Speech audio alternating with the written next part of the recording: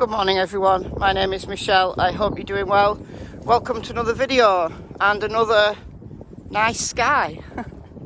It's a bit windy, so showing you the sky this morning will introduce a bit of wind noise into the video, but I'm heading for a less windy place, so hopefully the wind noise won't be too bad. So what I want to do in this video is follow up some things from yesterday. If you watched yesterday's video, great. If you didn't, perhaps go and watch that first and then come back to this. I'm not sure. But in yesterday's video, I talked about the 2 phone calls that have been released with Don Wells in them. So we've got the one from Ziggy, one he had with Ziggy, and his sister Sonia was on that call as well. That was made in November, but Ziggy's only just released it. So we've got to remember that this is over a month ago and what was going on at the time that call was made. But then we've got the call with Andra Bullhorn Betty that was made live, like it'll be 2 days ago now. So we've got to remember that there's a time difference between Ziggy's call and Andra's call. I don't know whether that's significant or not. I don't think so. It certainly isn't in the way I'm going to kind of talk about it, in the way I talked about it yesterday. But it's just a point to note that these calls were made over a month apart. So yesterday I talked about Don saying that he knows where Summer is. And I explained that in my opinion, he's not saying he knows where Summer is. He's saying the darkest things that are on his mind. And his sister told him to stop, don't go there, because it's so horrendous. You know, the possible outcomes that Summer is actually alive and living in a horrendous, abusive situation. If your daughter's been missing for 6 months, and you know that that kind of situation goes on, then of course, in your darkest moments, you are going to go there. And that's why I said I think that's not Don saying he knows where Summer is. He's torturing himself, imagining where Summer might be. 2 very different things. 2 minutes after I had sympathy for him, he said he went to Knoxville. So we know where Don frequents. We know where his drug haunts are. Right, so we've learnt quite a bit from that call. And the 2 clips that I'm talking about, I did put on Michelle Walks. But if you go over to Ziggy's channel, you can listen to the full call. It was well over an hour. But it was just those last few minutes that I think were the ones that we need to pay attention to, and that's why I clipped those and put them on Michelle Walks. My second channel, Michelle Walks. I'll put it in the cards, but it's in the description box of every video. And I put on there kind of little clips, sometimes news clips, or sometimes just little clips from videos that I want to talk about. You know, they sit there, they stand alone, but I tend to kind of talk around them on this channel. Where Don said that he went and bought $2,000 worth of crack to prove to the feds that he didn't need to sell his daughter. The context to that is that the feds said to him that they had reason to believe that he sold his daughter for drugs. Now, I was wedded. I mean, not wedded, but I was inclined towards the sold theory for weeks and weeks and weeks. And if I was still in that theory as my number 1 possibility of what might happen to Summer, because none of us knows. None of us knows. We're all theorising. You know, the only person or persons that know are the person or persons that did this to Summer. Those are the only people that know the truth, or anybody connected to them knows the truth. Somebody knows something. Somebody's seen something, somebody's heard something, somebody's covering up for someone. The fact that Don can go to Knoxville, an hour away, buy $2,000 worth of crack and then give it away, right, like a fairy godfather, shows what connections he's got, shows that he has connections with that world, right? If I wanted to prove to the feds that I'd got money, I'd show them my bank balance, I'd show them my bank statements. Look how muddy this is, guys. I wouldn't take them on a wild goose chase round Knoxville. I mean, did Don really do this? Is Don reinventing history? Does Don know that he was followed by the feds, so invented a story that made him, in his mind, made him look good? By saying, look, I did this for you guys. I did this to prove to you guys that I don't need to sell my daughter because I've got money. Well, perhaps you had $2,000, but perhaps the stakes were a hell of a lot higher. If I was still talking through the sold theory, then that's what I would say. And I might still say, because although I've moved away from that and I've been exploring the possibility that actually somebody else took Summer, or something else happened to Summer, you know, she left to go and play of her own volition and something happened. Now, that something could well be that she was taken by somebody. And having thought about what I said yesterday, having listened to those calls again in their entirety, you've got to bear in mind, as I said, that these were over a month apart. But if you take the information from them and tie it together, it really doesn't make Don look very good, does it? Let me explain where I'm going with this. So, if Don was able to go to Knoxville, he has all those connections. Now, and he knows, he said to his sister and to Ziggy, he's been there. He's seen that life. Now, rightly, people in Ziggy's chat said, what? He's been in motel rooms where girls are being held. He supposedly saved girls from that life, taken a girl off the streets like a good Samaritan, saying, what are you doing here? Shows how frequently he was there. It shows what life he's led. It shows the types of associations he knows, and not just knows in his past, but knows right now, knows since Summer got gone, right? If Don is thinking his darkest thoughts that Summer has now become one of those girls, he knows very well how those girls have been treated. Now, here's the thing that it's a very unpleasant, but it fits with what we know about Don's past. That Don himself, in knowing those situations, he's not always been the Good Samaritan. He's been in those hotel rooms. He's partaken, shall we say, in that type of lifestyle. We've no idea what Don does when he goes on these benders, but we have some kind of a little window into that by Don admitting his darkest fear for Summer.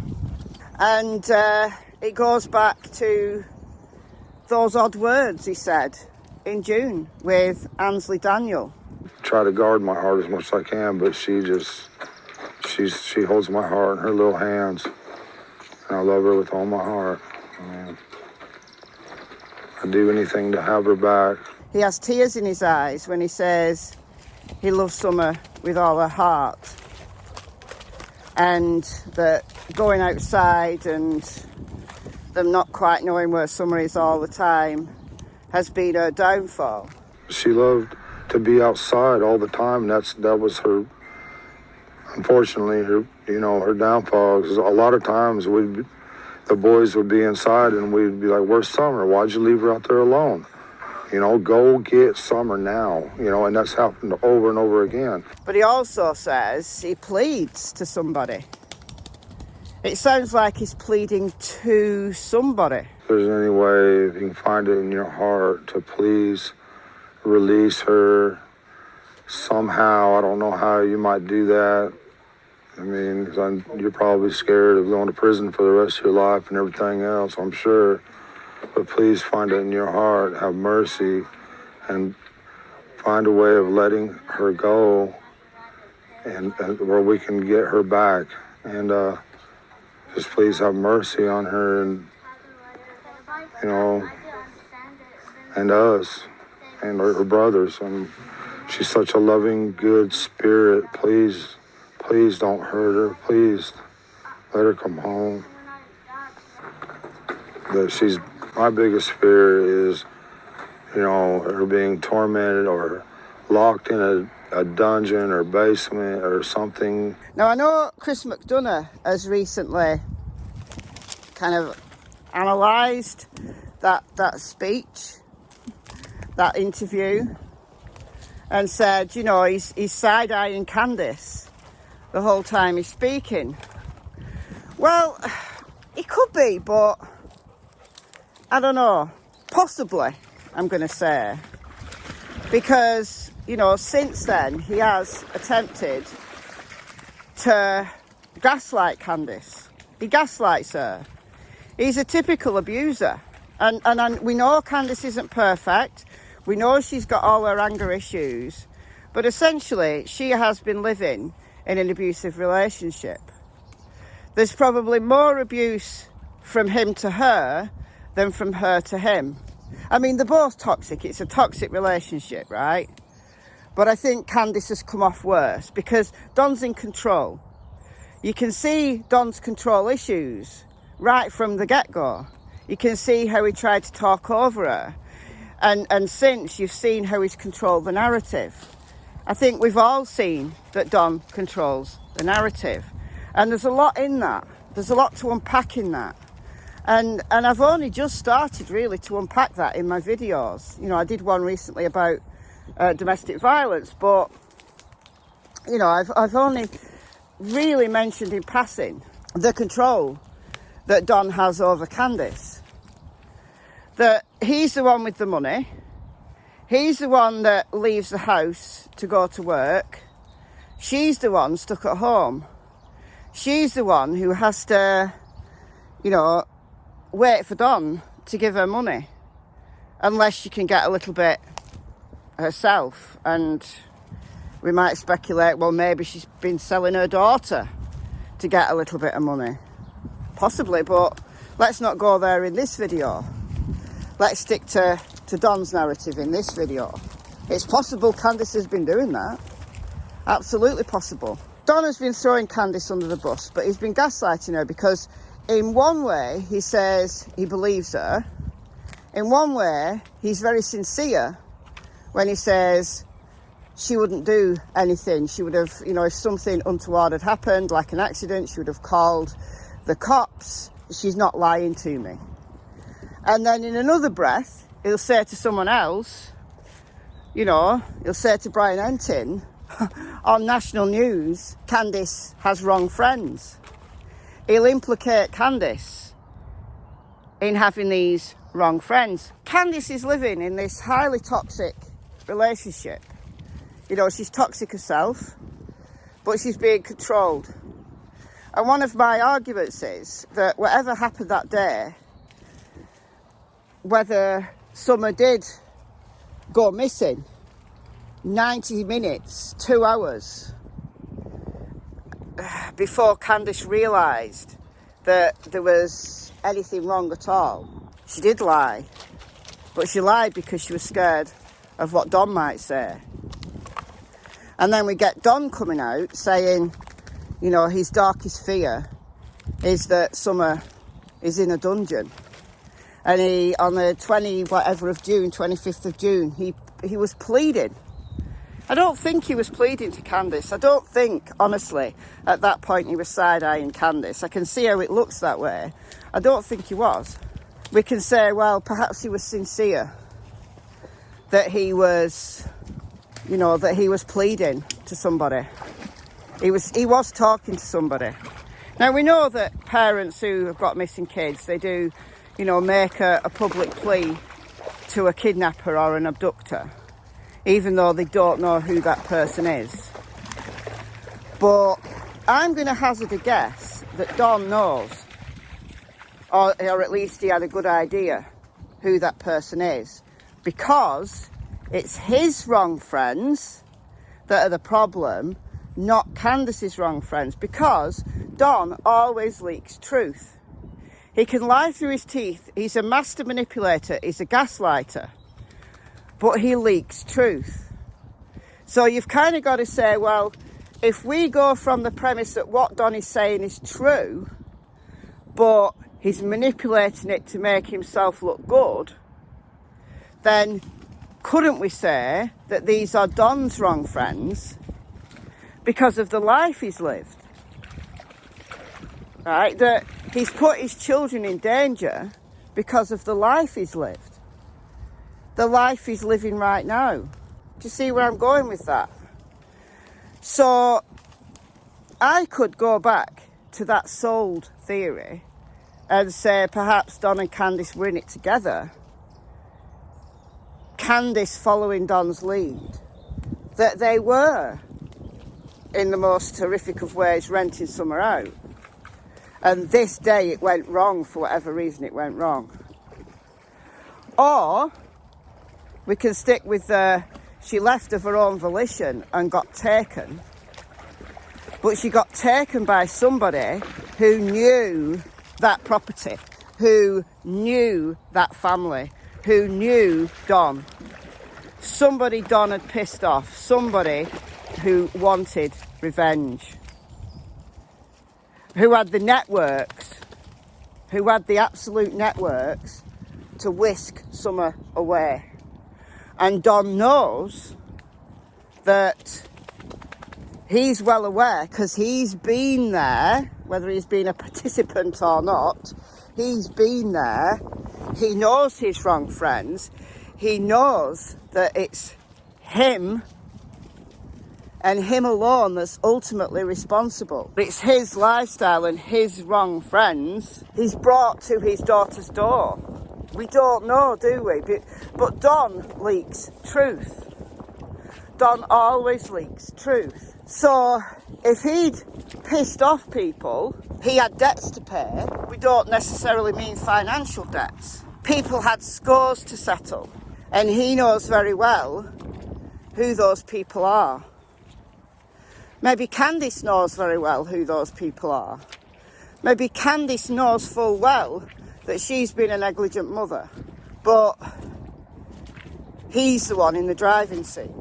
He's the one, ultimately, who has those networks. Candice is just a hanger-on. Candice is the one that Don will ply with drink. And then, you know, gaslight her because of it. Do you see what I'm saying? That this doesn't have to be a direct renting situation. This could be somebody taking that chance and taking her because he had a score to settle.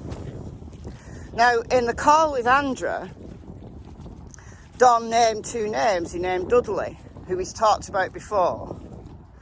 He named Fred Hill, who he knows is a felon, is a meth head.